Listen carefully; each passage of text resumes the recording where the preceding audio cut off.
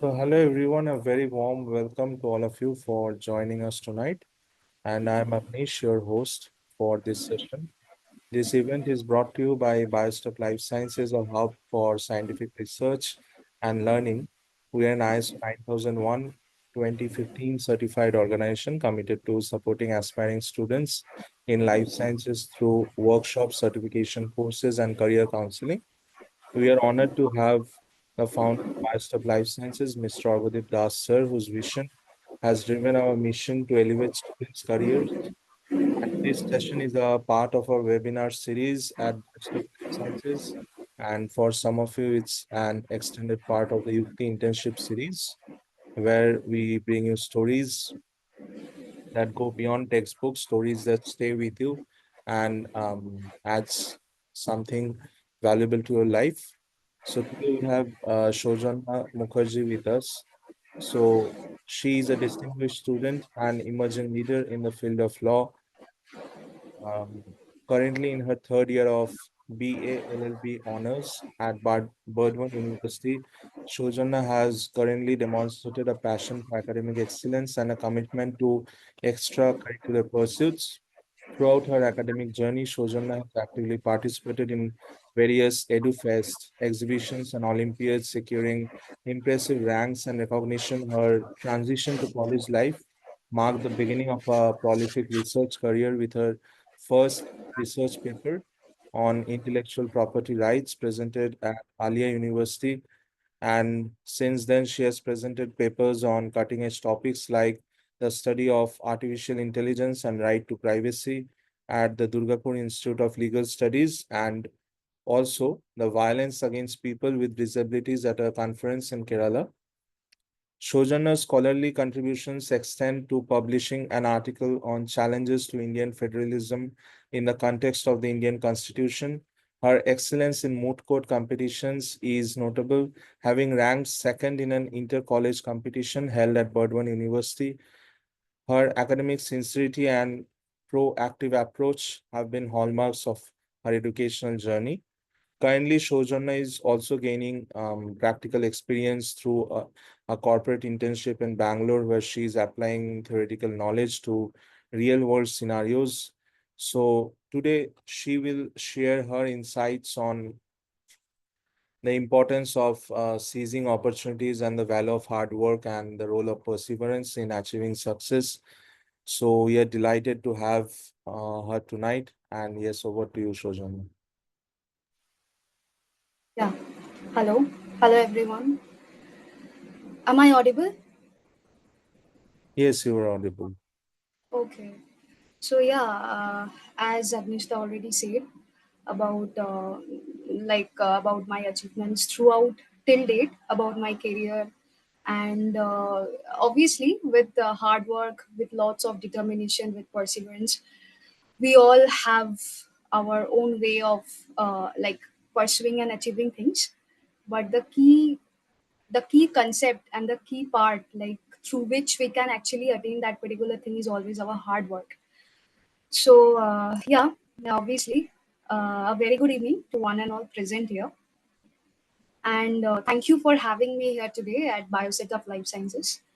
My name is Soujanya Mukherjee, and yes, I'm honored to be speaking to you all about a topic that is very much prevalent in these recent times, especially in this current 21st century, which is our workplace ethics awareness, how to deal with various challenges. When you are pursuing a professional study, we do get into lots of challenges, not only challenges, we do get into lots of practical field works, right? So in order to not only we should not only gain that bookish knowledge, the theoretical stuff, right? Along with that, we also need to have the practical knowledge, the practical experience, because you see, like, I am studying a particular book. I am just currently pursuing my BLLB. I'm just telling in my in a personal opinion what happens now. There are multiple statutes, multiple case laws, multiple judgments, articles, and all those stuffs various doctrines, theories. We all need to just go through this, being a law student. So I should understand now that how will I apply this in my legal career. So that is something which we all need to understand, irrespective of the study, irrespective of the career which we are pursuing, right? So obviously, like as a passionate law student, and I'm already currently pursuing a corporate internship I'm doing. It's been 1 year, 4 months I have been engaged in this internship. So I am having the privilege to actually work with various associations, various organizations, and I get to know one thing, that they actually, the coordination, the actual thing that matters, is the coordinating approach, the communicative approach, all this, a cultural impact of having a kind of integrity, respect, responsibility among each other. That how as an intern, or how as a colleague I am responsible in order to perform that particular thing, right? So that is the entire like it is having a huge arena. I need to perform all those activities as an intern. Like I I should not currently at this type of at this stage. I should not always seek for I should get this. I should have this. Rather, I should always work on myself. That yes, like in order to gain this type of in particular experience, I need to always put myself in such a position that maybe it's a very difficult task, but I need to execute that. And we also have a deadline into all those stuffs. So that way I build myself. I get to know various things, various new things. That is the thing which we call as experience, right? So this workplace ethics which I am talking about, these are like, it actually imposes a positive impact, a constructive impact over our professional lives, and also in various other organizations which we will get engaged in our future, right? So before I have also prepared a presentation in order to show you all. I would just like to have a brief like explanation about the workplace ethics. What does it mean? Like I would like to have a kind of interactive session with you all. I'm just having a brief idea. I'm just giving you all. You can also share your experiences. Like, what do you guys understand about the term ethics? There are various kinds of ethics in various arenas of our life, right? But in a particular workplace, what what ethics do we usually follow? So, as I know, like, see, workplace ethics mainly refers to the moral principles or values which usually guides our decision making approach. Like, if I am not being able to understand on a particular thing, I'll just talk to my higher seniors or other representatives who are actually having a good knowledge in this particular thing, and according to their instructions I'll perform the task. Not like I will do that particular thing on my own and then it will be a big mess. That is the thing I'm talking about, that coordinating approach is very much necessary, you know. Like, if we actually work on a team, like the teamwork which we say, it is a huge positive impact over the entire organization, over the entire association which we talk about. And I have also noticed one thing throughout, like my practical, I'm just pursuing this type of corporate internships. I have already done various mood court work. Like, we all need to have a coordinating team approach there. If I am being an individual, I am doing that particular thing on my own, and eventually that does not get that type of success as compared to that when we are doing on a teamwork. So that I have witnessed. So obviously, in the, if I am like specifically telling about this bioscience industry, workplace ethics is very much crucial, like due to this potential impact of all these research and development on human life, the entire environment, the society. Because see, bioscience is something like it makes a study from the very like the microorganisms, the bacteria, starting from the bacteria, and like to our the entire how human life is into existence, how we have ourselves being developed into all these stuffs. Along with that, environment, the correlation between our human beings and the environmental approach. So all these things are in our entire society, right? All these things are happening inside our society. So how can one individual expect that I am alone, I can do this entire thing alone by myself? So that is something, it should not, it never works, I would say. So we always should follow the coordinating team approach, like having a particular coordination, a communicative approach into all these matters. So I would like to, at first, before diving into the presentation which I have prepared in order to just have a session with you, I would like to know that what you guys actually think about the workplace ethics. I mean, a brief idea, general idea about workplace ethics.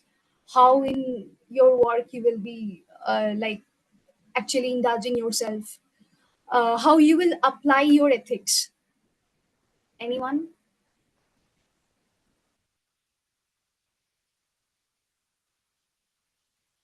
Risha or Vedika, any one of you can just unmute yourself. Yeah, anyone. Like, Let me- just a rough idea. What do you mean by this workplace ethics? According to you, what can you understand by this? How will you apply your ethics in the work arena in your life?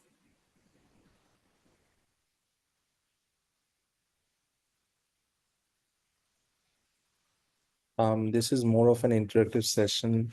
So Yeah, let me take the baton over once again. So I think, no problem. You can also say. yeah. I just want to have an interactive session. That way, it will boost our interest in this webinar more. Mhm. That's why. I Self. think like in this modern era where there's a lot of, lot of prevalence of how we manage big data, like in biology we have a particular field called bioinformatics where bioinformaticians mainly deal with big data, and Right. uh, how people as a team, or like when they're Yeah. working in a company, uh, Mm, like as a unit, how they represent or coordinate among themselves for the betterment of the company right. and think for the company rather than just, as an Definitely. individual self. Mm, So that is very right. important. And I think workplace ethics should be something which people should learn more. I mean, um, it should be installed in the curriculum, because often what we see that there are whistleblowers, or there are various trade secrets which get leaked when Right. one employee switches from one company to another. And also there You are have uh, You are have told about this whistleblower. Just I'm just interrupting you. Like when I'll just dive into the presentation, I'll just explain this in a very detailed way. This Hmm. trade secrets which you have told. This whistleblower, in our law, there is a protection about this Whistleblower Protection Act is there, and this is Okay. very much serious in, especially in this 21st current century. It's happening in various ways, like not in this face to face, man to man, not like this. It's totally happening in a digital way, which Right. is very hard to track. That is the very bad thing, the worst thing. And we have a lot of, machine learning and artificial Hmm. intelligence coming in. Like, Hmm. I'm not against that, but again, um, Hmm. there should be a proper way of handling data and also a proper way of thinking. So that is why I told that, more of ethical this classes should be involved in the Right. curriculum and grooming up of professionals before they actually join the company or a certain workplace. Yeah. Right. So, yeah. So it was. I just felt better. Like, yeah, this is a interactive session, and we should always keep this kind of thing. It will actually boost this type of thing, like getting into webinars and all. Anyway, so let's get into the presentation which I have prepared in order to show you all. Okay, wait. I'm just sharing my screen.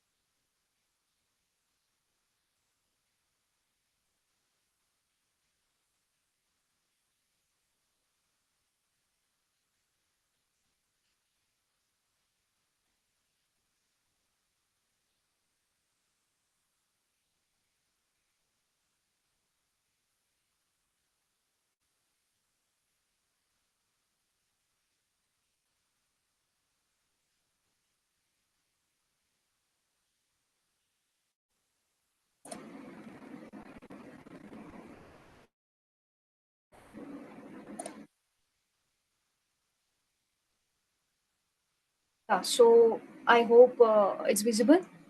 Yes, it's Okay. So yeah, this is the presentation which I have prepared just in order to give you a glimpse of this particular topic which I have decided to actually open to you all. See, the first thing, as I have already told you about this workplace ethics, uh, in a in a way more detailed manner. Okay, like the first point which I have mentioned is the respect, like the respect, integrity, accountability, professionalism, confidentiality. These all are the main heads. I mean, the points. Now, we should actually know that what actually gets incorporated inside these points. Okay.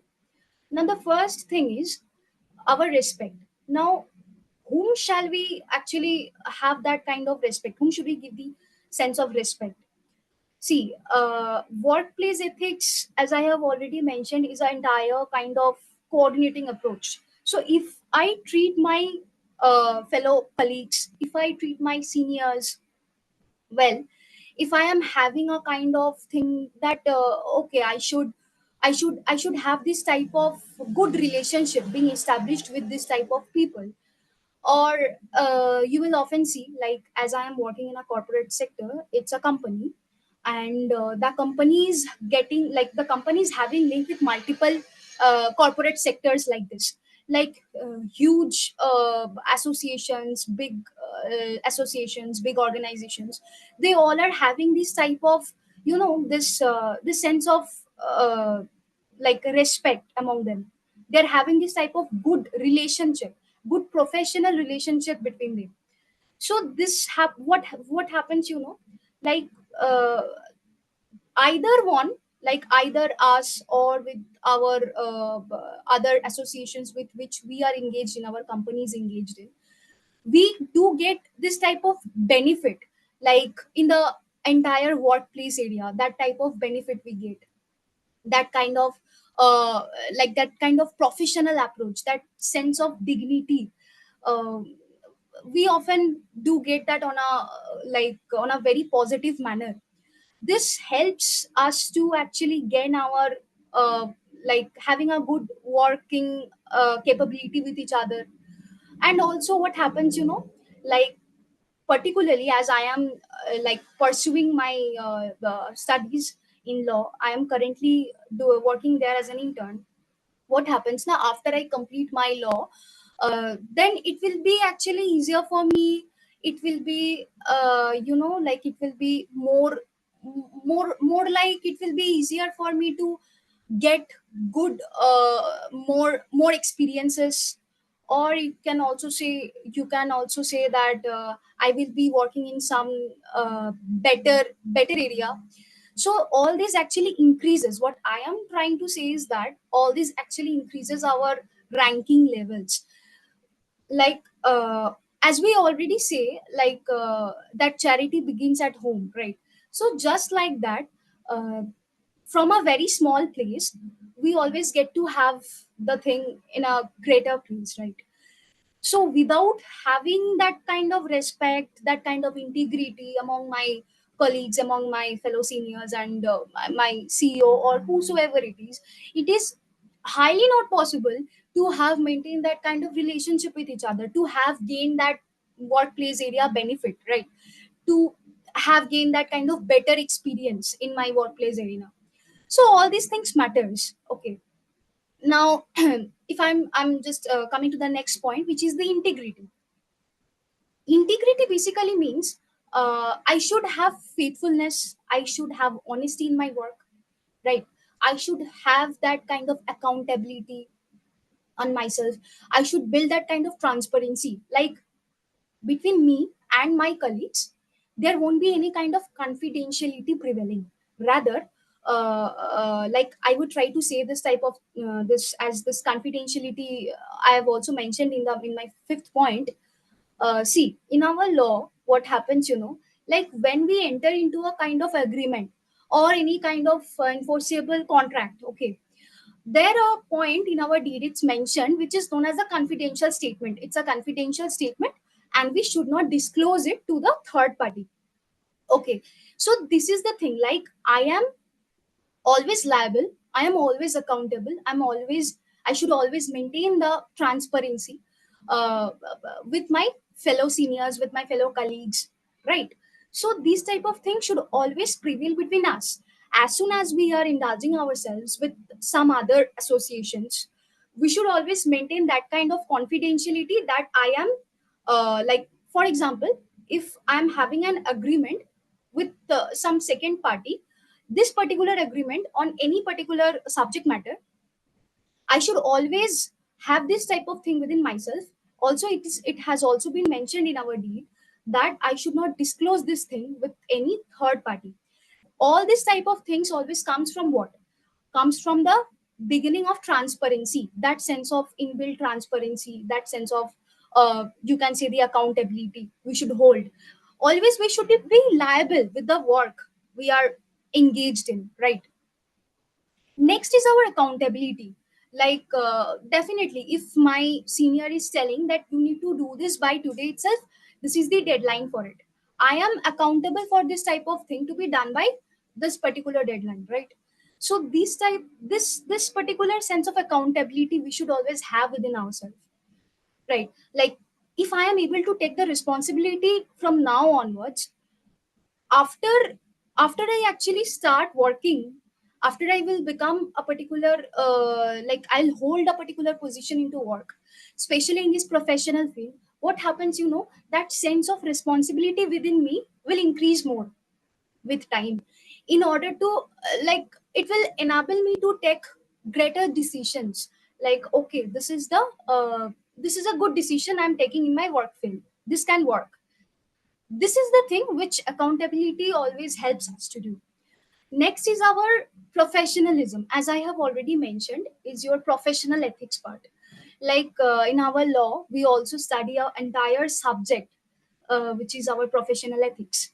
In that particular subject, what we study, like how we are supposed to like treat our senior, how we are supposed to treat our colleagues, how we can approach before the court. uh, like there are many things, like who are the lawyers, who can be called as the advocates. So all these things we study in our law field in the subject which we known as professional ethics. So these type of things are very much important in this professional life. When we actually move to our professional life, it also shapes our good attitude while pursuing any kind of professional study. And yeah, next, as I have already told you, is the confidentiality. Like, this is the main, the vital thing of everything. We should always think like a professional, irrespective of the career, is irrespective of like every field which we are studying. After all, after 2 to 3 years we all be moving into some of the other working field, right? So we should have this type of sense within ourselves that yes, confidentiality is a thing, that I am having this type of thing with that particular person, I must not disclose it with any third person, right? So this will eventually help our personality to be greater enough, right? This will attract the working skills more. So moving on to the next slide. Yeah, now as I have already I was just like having a kind of brief explanations about these benefits of workplace ethics. Now see, benefits, if I am having this sense of respect, if I am treating someone, my fellow colleagues, my seniors, everyone who are working with me, if I am having this kind of thing that okay, I should treat that person with respect, I should have this sense of dignity, I should be responsible for all the works I am doing, I should be accountable and liable to my fellow members, right? So if I'm having this type of thing within myself, what happens now eventually, you will get benefited one way or the other. So first thing is this trust. How can trust actually work? By maintaining confidentiality among each other, right? So this type of like fostering trust among the colleagues and the clients, which I am telling that I am a lawyer in my making process. Today in my corporate field which I am working, I am learning client coordination. I'm learning the draft. I'm learning how to actually shape in all these things in a more wider way so that I can learn things better, right? This is my learning stage, I would say. So, how can I even improve my trust? People can only trust me when I'm having a good coordinating approach with them, right? When I'm able to convince them, when I'm able to make them understand their requirements, when I'm able to meet their requirements. So this is how I can improve the trust among my like while I'm speaking with my colleagues, while I'm interacting with my clients. So all these are the things. Next is your, obviously the main important thing is our productivity in every work which we are doing now. We should always maintain a sense of positive approach within ourselves, a kind of a kind of productivity among ourselves, that okay, I am just doing this particular work, I should do it in a proper way, I should make myself dedicated to this particular work in a positive way. Next is, as I have already mentioned, is the decision making approach. Like, see, uh, like if I am able to interact with my seniors, if I am able to have a kind of communication with them, that okay, on this particular matter, uh, what can be done, okay, if I am actually learning from this day, after crossing 2 to 3 years, I will be able to make things in a more better way, right? Like, at that particular time, I will be able to make decisions on my own, and that those particular decisions will be effective, right? So this will further also increase any individual's reputation. Like any individual who are actually following this type of thing in order to have a better work experience or internship experience, like like having bookish knowledge is one part, and having the professional experience along with pursuing our career studies and all is a more important part. Okay, so these things are the ones, like if I am able to maintain all these things, if I am doing all these things in a positive way, it will eventually enhance my reputation, my like what we also known as the resume, right? The curriculum vitae we all give, like this will not only enhance my resume, but also in the work field now people will have a kind of positive attitude over me, that will also help me in the future. So and the most important thing, as I have already mentioned, is the coordinating approach, which I am telling repeatedly. Is this, what happens when we are like doing an internship or whatsoever, when we are in our junior stage. uh, so at that particular time now, what happens is that when I am, like, for example, suppose I am thinking that I should do this in order to have this, okay, like I just thought of, like, okay, this particular thing has come, I should behave in this particular way, and eventually it will work out. But as because I am not having that kind of wider knowledge in this particular area, because I'm just an intern, right? I'm just pursuing my studies. I'm just like able to. I'm still learning. That is the thing. Now, most of the decisions which I'll take alone will turn out to be ineffective, right? Will not work. But if I actually work on a coordinating experience, on a coordinating approach, if I work, if I actually ask my other fellow members that, okay, like what can be this thing, what can be that particular thing. So if this type of thing, if I have a kind of interactive approach, as I have told you, it will eventually boost my knowledge in that particular area, and I will be able to learn that, okay, this type of thing needs to be done in a this manner, right? So these are the few benefits of workplace ethics. Now, the key aspects, as Agnishta already mentioned, about this whistleblowers and all this, these are, like these are few challenges which we actually face. Now, in order to actually cope up with all this, our legal system, our like legal principles has adopted various new statutes and also have implemented them. Like, see, first I have mentioned here is the employment laws. Now, employment laws means, for example, it happens to everyone, like those who are specially engaged in the private sectors, I must say. It happens, I have actually witnessed this thing. Many cases comes also of this particular thing, is that, for example, I am being I am having this designation as a particular labor. Okay, I'm working as a labor in a particular factory. Okay, now what happens, while working as a labor, I should get a particular salary every month. That is the fixed salary, or that is a particular average salary, and a labor can get. Okay, a labor can get access to it. But in spite of getting that particular salary, I am getting uh, very much lower than that, which is which should not be done actually, and which is infringing my legal right, which is violating my legal right in the process. So our statutes, various legal statutes are there.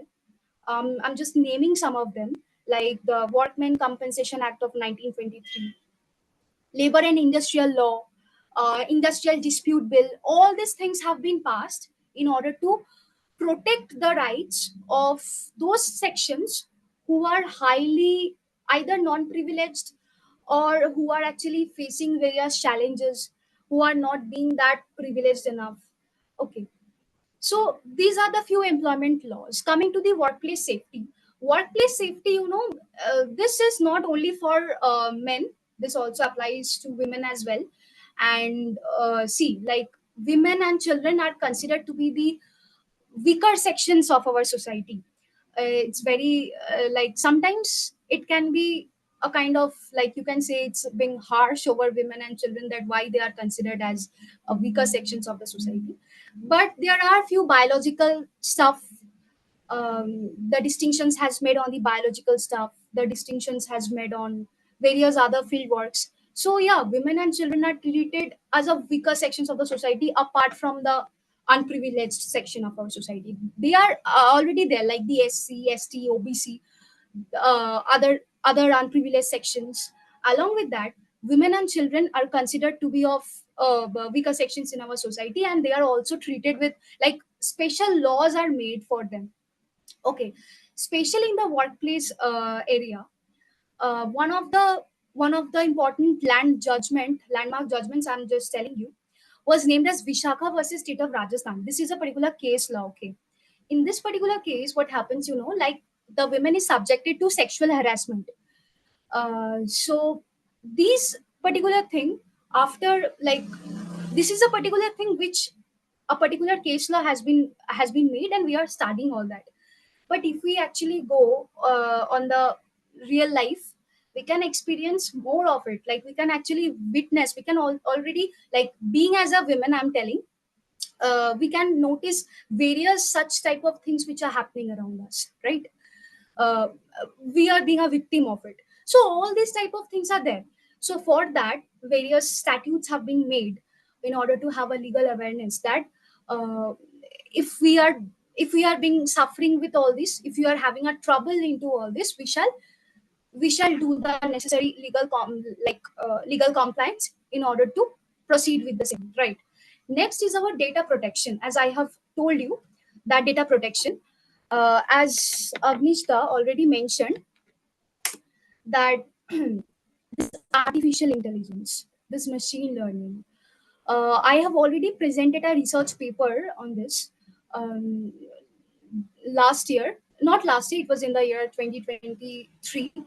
I have presented this particular paper on this subject. My title was this, impact of artificial intelligence into our right to privacy. Okay, now privacy. Many of you will question that whether privacy is our fundamental right or our legal right.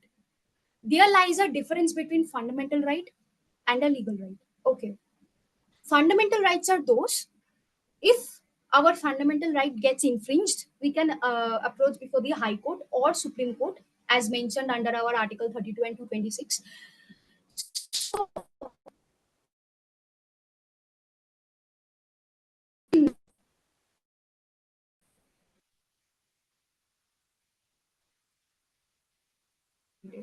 legal right gets violated at that particular point of time, uh, we initiate legal suit in any court, in any district court, and then eventually if we can go to appeal to the higher courts.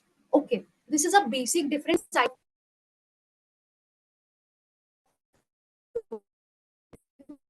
Now,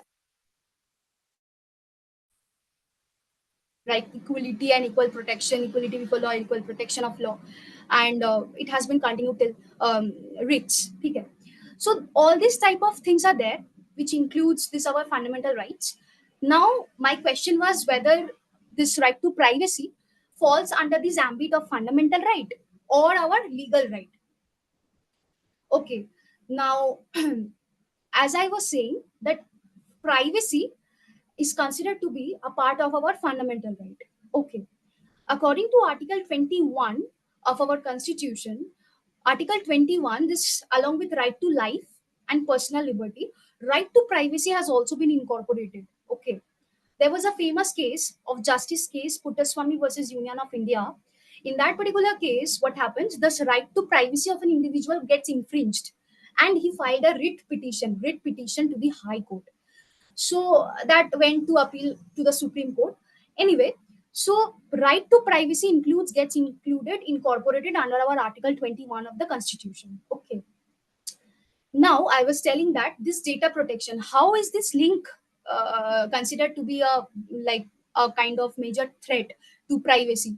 This you see, like in this digital field, in this digital world, uh, any small thing is happening, we are getting access through what? Through our social media, right? uh, our algorithm changes according to the stuff which we are doing, which we are telling, which we are searching on the web, and all these things matters. So what can you consider from this? You can consider that definitely this type of things are happening because of there has been a kind of thing called data.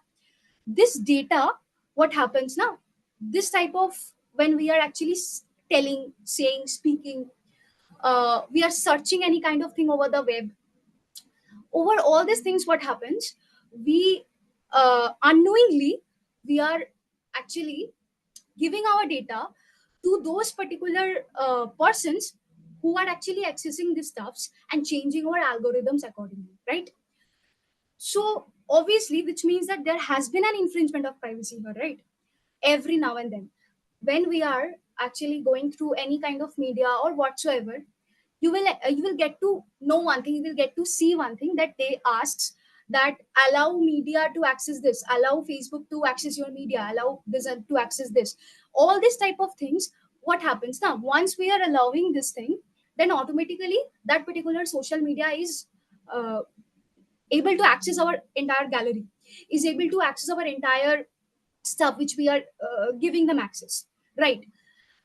All these things. Now these are the basic thing I'm telling about. If we go to a greater aspect, we will get to know about the artificial intelligence and the deepfakes. Deepfakes are very dangerous.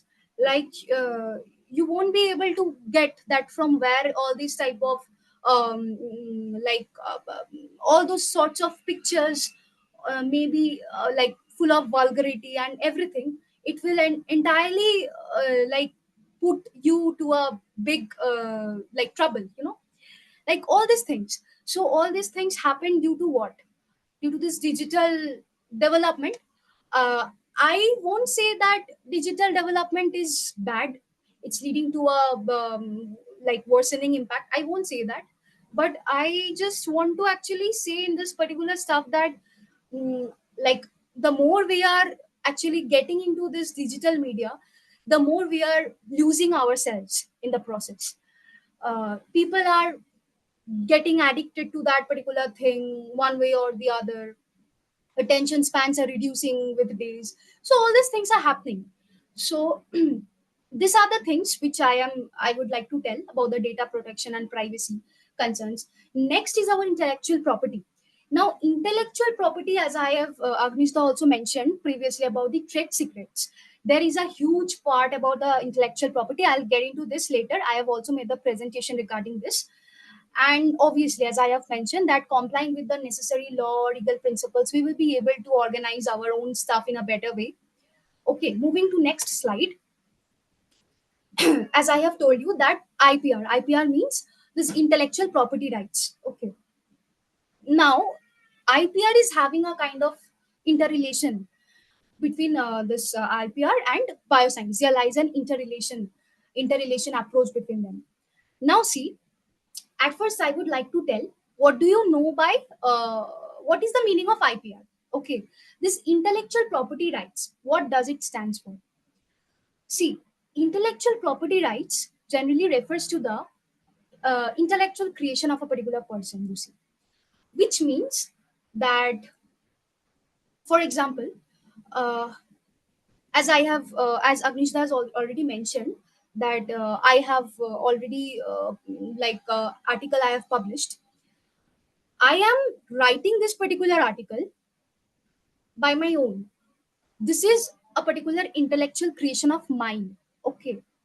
Now, if someone is trying to copy that particular thing which I have written, that particular article, and trying to put it by his own name, that will totally amount to my infringement of intellectual property right.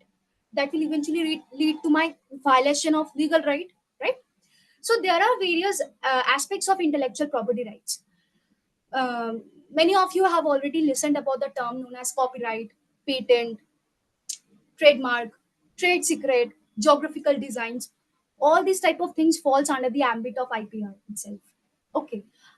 See, now as I have already mentioned here, this patent, plant breeders' rights, copyrights, trademarks, trade secrets. I'm just giving a brief overview of this. See, copyright. When you will, I can just give you an example. Often you have noticed that, for example, when you are turning on any YouTube video, often you have seen that in the first disclaimer it's written that this video is not subjected to this violation of this will amount to infringement of Copyright Act of 1956, which means copyright generally means what?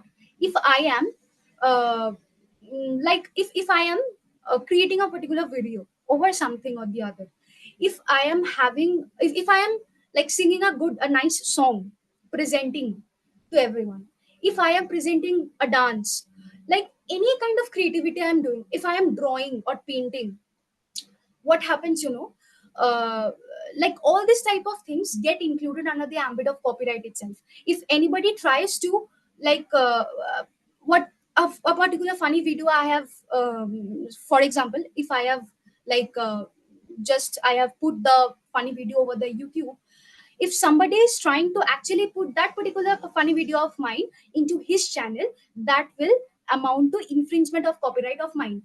What happens, this is the YouTube policy. I mean, these are the policies. This entire policies are governed under our IT Act, which is the Information Technology Act of 2000. Okay, so what happens? YouTube has made this policy, like if anyone tries to copy this or that from other person's videos and all, then it will lead to a strike in his channel. So all these things are coming under the ambit of copyright. Moving on to next one is our patent law. Patent law means inventions. For example, Albert Einstein has made this. This Galileo has made this. Like all these scientific innovations, like if we are if we are moving back to many years back, like when civilizations has started, like the Mesopotamia, the Greek civilizations, the Harappa, Mohenjo-daro, all these Chinese civilizations, you will get to know one thing, that this cuneiform, this calligraphy, all this was started by one or the other form of innovation, like civilizations. For example, calligraphy was made in the Arab, cuneiform was done by the Egypt. So all this type of things, this has innovated by a particular person in that particular era, right? So all these amounts to the patent. Patent is existing from the very beginning. In order to protect this particular rights, patent law has been created. Okay. uh, for example, if we are linking the patent with our bioscience area, such as this, as I have mentioned, these genetically modified organisms, the DNA sequences, like other biotechnological processes, like all this gets involved together, all together, right? A particular creation is done. So a particular person is doing this particular inventions, right? So all these are totally governed by this patent law. Okay. Next is this trademark and trade secrets, which are very like common and popular to us. See, trademarks means Adidas, Lamborghini, all those type of brands. Okay, this Puma and Volkswagen, this and that. All these type of brands, these are having their own trademarks. Coca-Cola trademark, KFC is a trademark. So these are the business. These are the big business names. Okay, this Tesco, Infosys, all these are the business names. This will account to their own trademark. If any person is creating Adidas, right? That will not amount to his own trademark, right? Because this is not the original Adidas. Trademark means in any kind of business which everyone is pursuing, they will definitely have a copyright reserve certificate along with a trademark ID of their own. So that means a trademark. If any of the person is trying to intimate that, like imitate that same, that copy that particular thing, like telling that no, that is my particular business, that will eventually give rise to the infringement of one's trademark. He can appear before the court, he can complain that. Okay, he can issue a complaint on it. Next is our trade secrets. Trade secrets means, for example, there is a recipe for preparing KFC chicken, right? There's a way, there's a technique, there's a recipe for preparing Coca-Cola, right? So all this comes under the ambit of trade secrets. This nobody can disclose. If anybody discloses, that will lead to infringement. I am having a term with my company, I must not disclose it to the third person. If I am sharing my company shareholder agreement, like there are lots of things in our corporate governance law. If I'm sharing my company's article of association, this terms of incorporation and all these stuffs, this will eventually lead to what? Infringement, right? And I will be liable for that. So these are the things, the correlations and the interrelations. uh, to be more specific, this IPR is having a wider approach over bioscience as well. As I have already mentioned, this plant breeders rights, you see, like you see the protection for the new plant variety we are having. See, this is a never ending like study, like it's a very vast study. Like various forms of plant varieties we can see, the breeders, all those types of thing gets commercialized, right? So in that process of that commercialization, that IPR, our intellectual property rights, must not get violated, right? For example, like if one particular a farmer is into this farm, like doing all these stuffs like ploughing the field, starting from ploughing the field to actually having good crops, and then he is selling to a particular organization. Those particular organizations get sold to the retailers, and eventually we customers buy the same, purchase it, and all. So all this type of thing are in a loop. Everyone is having their IPR of its own. If any of the certain thing in this process gets violated, it will eventually amount to the infringement of IPR. Okay. Moving on to the next slide. See, these are the key concepts of the IPR in the field of our bioscience. The few statutes that regulates our bioscience area, I would like to mention is the first is Biological Diversity Act. See, as I have already mentioned, that in our society, we human beings are having a kind of correlative approach with the entire environment. Biodiversity Act entirely looks after the sanctuaries, the parks, the wildlife parks, and all. All these are looked by the Biodiversity Act. Various international treaties, agreements, conventions are usually held on this. Okay, like the Budapest Treaty and all. So what happens, like this TRIPS agreement, UPOV, all these are the entire international, either international union or international agreement which are done between among the nations, that eventually give rise to the protection of the environment. I am also sharing you few more environment conventions which were held. Johannesburg, this Rio Declaration, Stockholm Conference, all these are held among the member nation countries in order to have a kind of boosting their international cooperation, security among them, in order to build a proper environment among them. So all these are done usually. Okay. So these are the things that we always keep in mind. And yeah, environmental, there are various aspects of environmental law, like the National Green Tribunal of 2010. Okay, this Environment Protection Act of 1980s, this air pollution, water pollution, all this we are having a separate statutes. Okay, in that particular statute we are having our own regulatory mechanisms that needs to be followed. We are having this our state planning board, central planning board. Okay, our next slide, as I have already mentioned, these are the few challenges and implications. Okay, now, like, what are the main challenges? Obviously the data protection issues which I have already mentioned. Starting from that, like the patent, like I am inventing a particular thing, somebody else is infringing my right. That is in my ownership, but somebody else is infringing that particular life, that particular innovations. So that is amounting to patent, like patent challenge. The next point which I have written is the access to genetic resources. Genetic resources, like, you see, the IPR actually protects and keeps a balance, you know, that between the genetic resources which we actually make, the genetic resources which we actually prepare, and all these the benefits of sharing into it. So all these things are totally under our ambit. If any kind of infringement occurs, that will eventually leads to challenge, right? So Biosafety Regulation Act, as I have already mentioned, all those statutes have been created and enforced in our country in order to maintain our environment, in order to have a good relationship with human life, microorganisms, and the environment as a whole. So all these takes place. See, intellectual property frameworks, as I was telling you, that apart from this international conventions, apart from these international conventions and all these stuffs, the treaties, the agreements, generally the treaties are done by our president only. President only, he does, like now at present is our Draupadi Murmu. So the president does all these things, the treaty, the conventions, the agreements, entirely is done by her, but with the advice taken from the Supreme Court. Okay, in our constitution, it's mentioned as an advisory part of jurisdiction. Supreme Court is bound to give advice to the president on this matter of international agreements, creating any kind of conventions or any kind of policy frameworks and all. The first one is our intellectual property rights organization. This is created already in order to have a global protection and cooperation among the member countries. World Trade, next is our WTO, which is the World Trade Organization. There are also many other things like this, like International Monetary Fund, UPOV conventions, Budapest Treaty. All these things are there. Nagoya Protocol, like this was there, which already creates a good impact over this biological diversity, creates a like the wildlife gets protected, you know.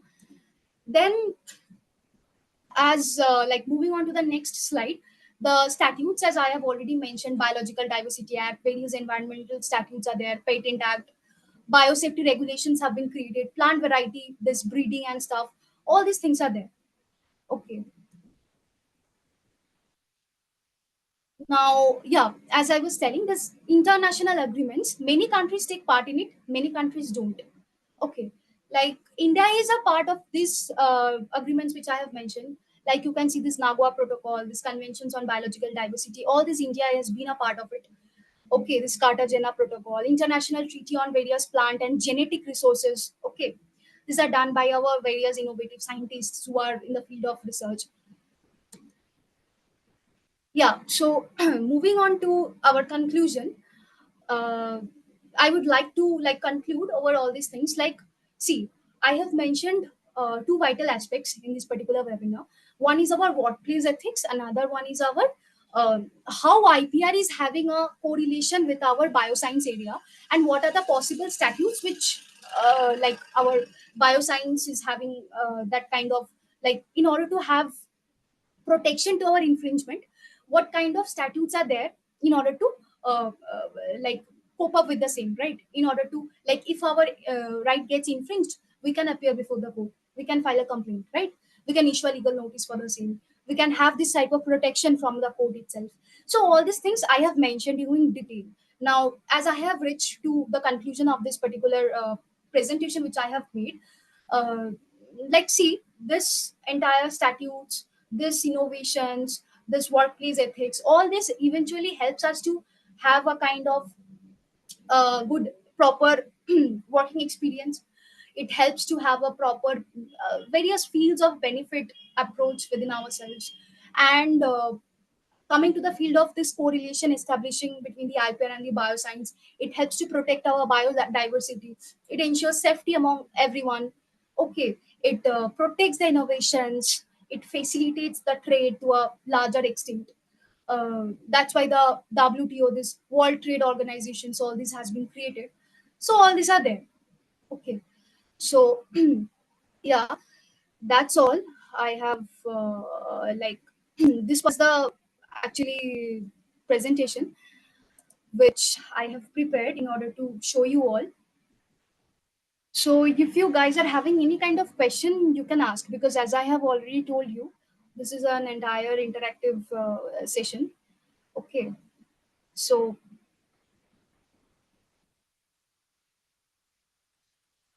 Thank you, Soujanya, for the insightful presentation. yeah, thank you. If any one of you here have any questions, you can please feel free to unmute and ask that. Yes, I please. think Like you can also ask. Hmm. I think Srija is here, and as far as I remember, you um asked something about social media. Um, like Srija is one of our students, and what she asked exactly is that like we go for LinkedIn and different kind of social media platforms, right? Right, right. Which kind of acts as a portfolio for like Hmm. portfolio or a digital CV, you can kind of say. Right. So, like I would like to ask, like both on behalf of the student and like on the team behalf of team also, that Yeah, sure. what is your take and on this particular aspect that when students are going to open a new account basically on Hmm. kind of a new platform, what kind of steps can they take so that they can prevent this kind of mishandling of data, like mishandling of their personal and private data. um, So you are asking about this, like this LinkedIn, this Naukri.com, only this particular field, or as a like whole of you the can internet? also go for a broader sense also, but Hmm. more specifically LinkedIn and this kind of social this kind of professional social media platforms, like since mostly students are present here, and it is kind of necessary, I feel, to Yeah, Shrija, um, she's asking that. Wait. yeah. She's asking, ma'am, we are helpful for biotech industry, right? So let me at first answer her, then I'm coming back to you. Okay? Sure, sure, Yeah. sure. Yes. See, Shrija, as I was telling, that intellectual property rights, for example, there are various things included in your bioscience and biotech industry. Like if you're about to create a kind of commercialized business over a particular subject matter in anything which you would like to, or I can also say that if you are about to like having a kind of business interactions, business relationships, or for example this plant breeders rights which I have already told you, or these microorganism studies. Like there are various aspects in bioscience, right, which you will know more than me, obviously, because I'm a law student. So that is the thing, right? Like if you are pursuing a particular thing, if you are having a commercialized uh, way of approaching towards that particular matter, what happens, like in the process, many of, like unknowingly, what happens, many of our rights get infringed. For example, as I have told you while giving the presentation, uh, like for example, if you are having a commercialized interaction with one of your one of your fellow members with whom you are having this commercialized interaction, with whom you are having this for example, this plant breeders techniques. So in the process, what happens? For example, you are creating a particular commercialized business of your own. If anybody in the process, you are having a trademark registered ID of your own, correct? You are having a trade secret, like how you are breeding that particular plant, how you are creating that particular maintaining that particular DNA resources of your own. You are having that particular thing of your own, right? If anybody outside of your jurisdiction, outside of your place, if any third person, I would say, tries to actually violate your right in the way, like he's trying to imitate the thing which you have done, he's trying to steal that particular innovative creation of yours. Can you understand? He is trying to steal that particular innovative uh, creation of yours. So all this, it leads to the infringement of copyright. Our intellectual property rights means the creation, our innovative creation which we do. You are maintaining, you are having a commercialized business of plant breeders. You are having this type of how you are maintaining this microorganisms, like in the laboratory structures and all your own. You are putting a kind of your own technique of keeping those type of microorganisms, like with all those chemicals and stuff, right? If somebody else tries to uh, imitate that thing of yours, or try to steal that type, those particular thing which you are doing by your own self, it will eventually lead to the infringement of your copyright. Okay. So at that particular stage, even if you are opening your own commercialized business, as I have told you, you will be having a trademark registered ID of your own. If somebody else tries to imitate that business, imitate that particular thing, you can straight away appeal, you can straight away file a complaint against that particular person, and you can approach before the court your for the violation of your legal right. Okay, so these type of relations are very much correlated with IPR and bioscience. And I hope my answer is clear to you.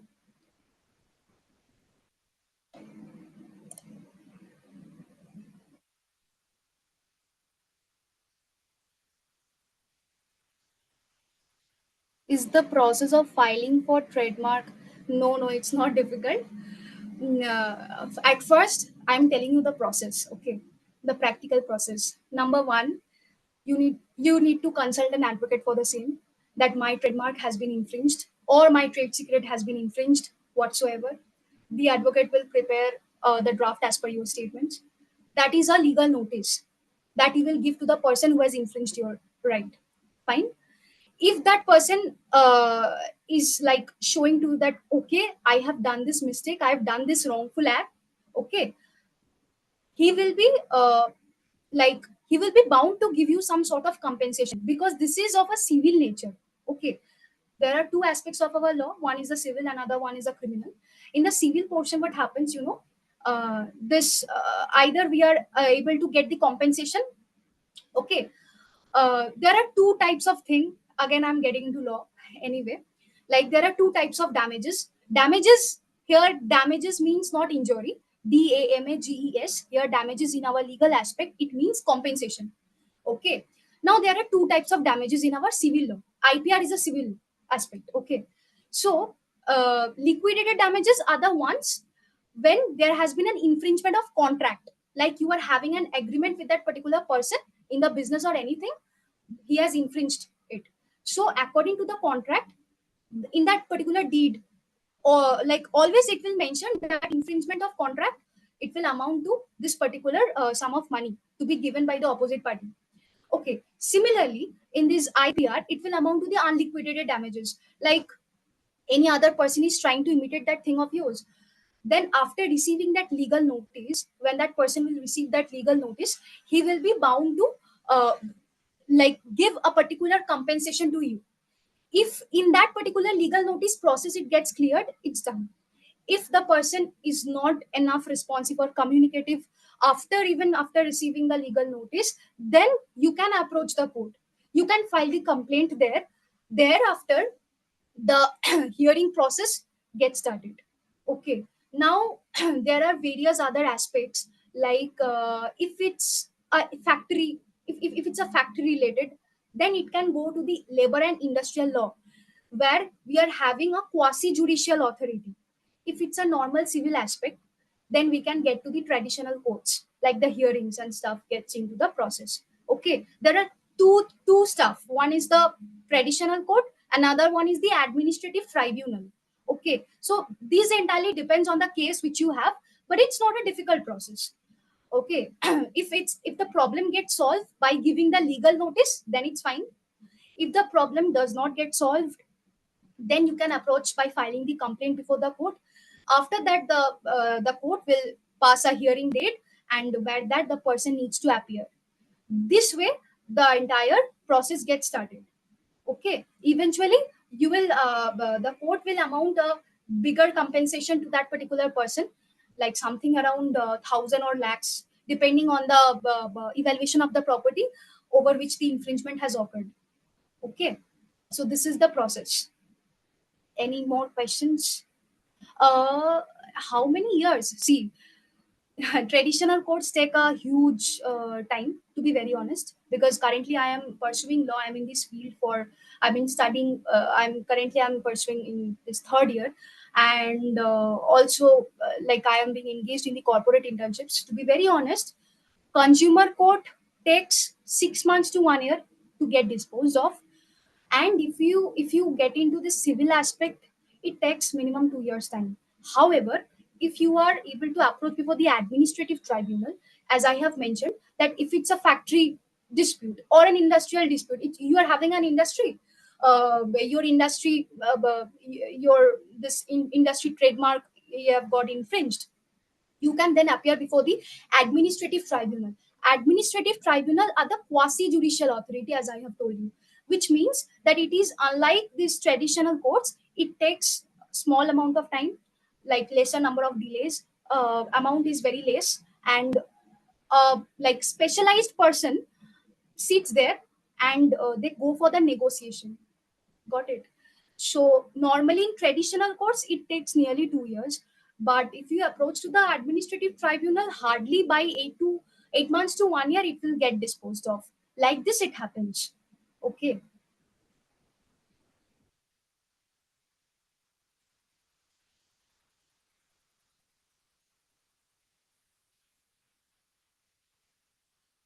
And yeah, Agnishda was asking me about this thing, this data protection thing. See, to be very honest, LinkedIn, Naukri.com, Work India, Her Seconds, these are few stuff. These are few websites which I know. There are many more. I have forgot. I just forgot. There are many more which we generally seek for. Which we generally opt, like, as a job seeker. We post our CV. We post our resume. Right. We apply there. Right. So these are now what happens. These are few trusted websites, to be very honest, because I know this thing, because I have already hired someone in my corporate team recently on behalf of my CEO. Okay, because she has given me the work to do it. So what happens now? I have seen this in every this field.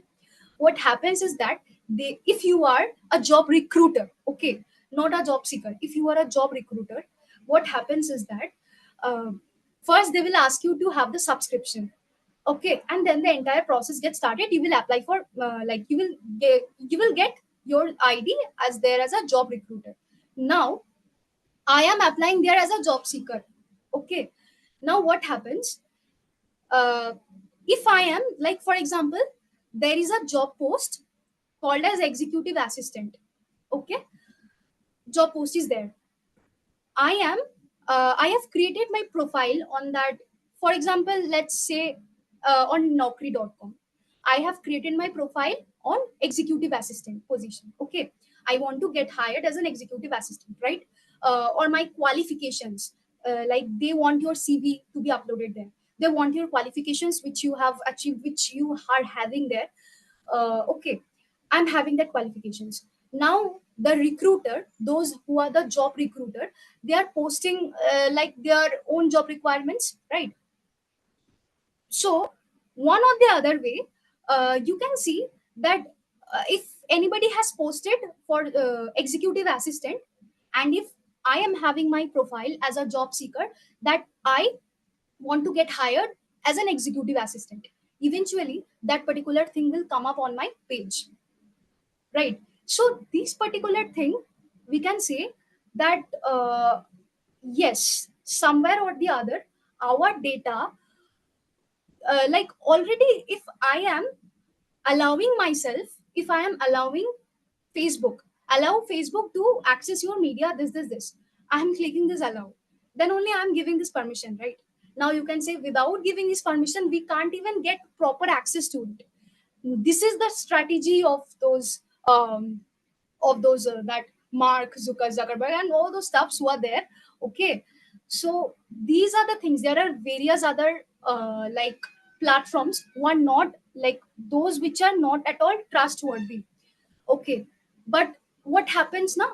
We eventually get into that platform one way or the other.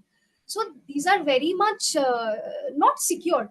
But see, LinkedIn, Naukri, these are all trusted websites. But again, if I come to this data protection and stuff, if I am having a particular qualification written on my profile, similarly, if I am like, for example, I am having a qualification as I'm having good communication skill, in my website, in my page, automatically the job recruiters who have posted that qualification needed is good communication skill, whatsoever the qualification it can be, whatsoever the profession it can be, eventually that will get appeared in my page. So this is the thing, right? That those data one or the other way gets accessed in that particular website.